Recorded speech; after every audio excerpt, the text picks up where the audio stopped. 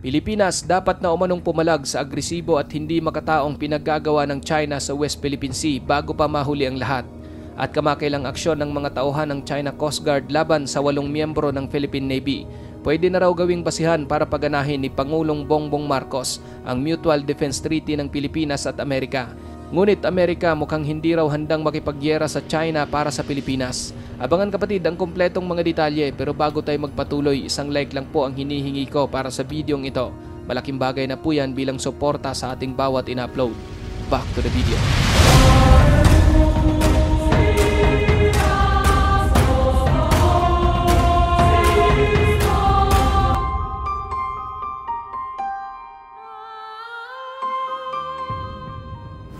Lalo pang nagiging malupit mga kapatid ang ginagawang panggigipit ng China sa Pilipinas, partikular na sa West Philippine Sea.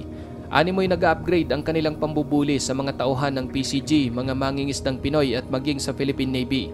Sa umpisa ay panghaharang lamang ang ginagawa ng mga barko ng China sa tuwing magsasagawa ang PCG ng resupply mission sa Ayungin Shoal.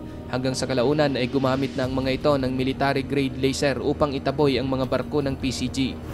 Maliban doon kapatid, hindi pa nakontento ang China sa kanilang kalupitan at pagiging gahaman, kung saan umabot pa sa mismong binabangga na nila ang mga barko ng Pilipinas. Binobomba ng tubig gamit ang napakalakas nilang water cannon. Ayun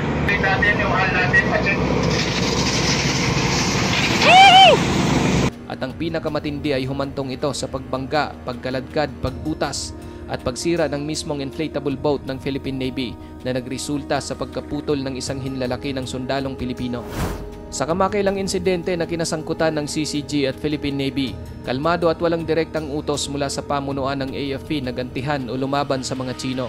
At maging si Pangulong Marcos ay nagsabi na hindi magsisimula ng giyera ang Pilipinas at hindi umano gawain ng bansa na mangudyok ng kaguluhan.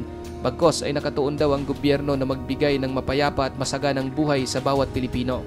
Tiniyak din ng Pangulo na hindi gagamit ang Pilipinas ng dahas, hindi mananakot o gagawa ng pinsala o pananakit sa sinuman sa gitna ng tensyon sa West Philippine Sea. Ngunit base sa dating kalihim ng Department of Defense na si Orly Mercado, kinakailangan na raw nating pumalag sa China bago pa mahuli ang lahat. Dahil kung hindi tayo papalag, uulit-ulitin lang umano nila ito hanggang sa tuluyan na nilang makubkob o masakop ang West Philippine Sea. Dapat din umanong iparanas ng Pilipinas kung ano ang ginagawa sa atin ng China.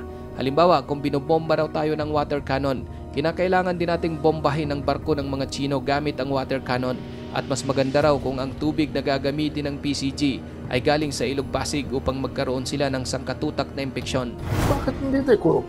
Kung binabanatan tayo ng what you call this, ng water cannons, bakit hindi rin tayo gumamit ng water cannon?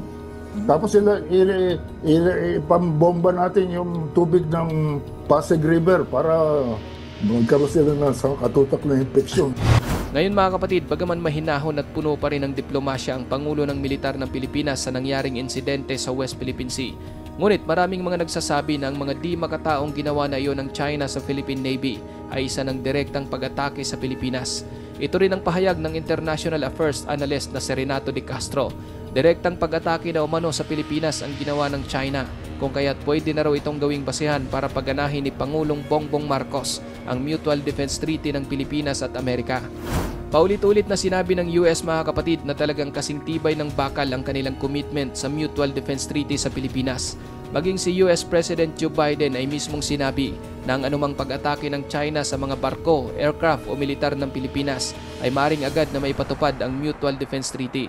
Ngunit sa huling Shangri-La Forum sa Singapore, sinabi ni US Defense Secretary Lloyd Austin na hanggat maaari ayaw din nilang umabot sa punto na mayroong buhay na malalagas dahil lamang sa bangayan ng Pilipinas at China.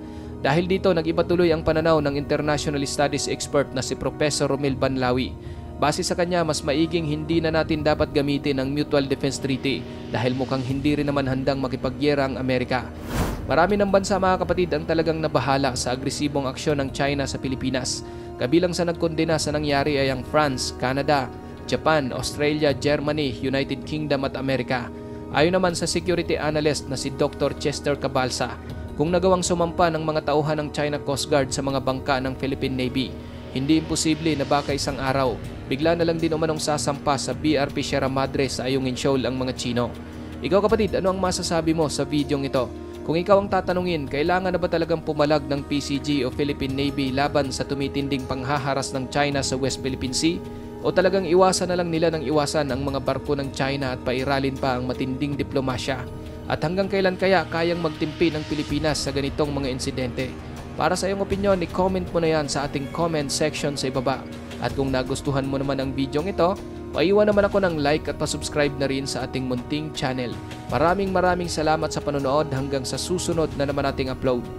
Peace out!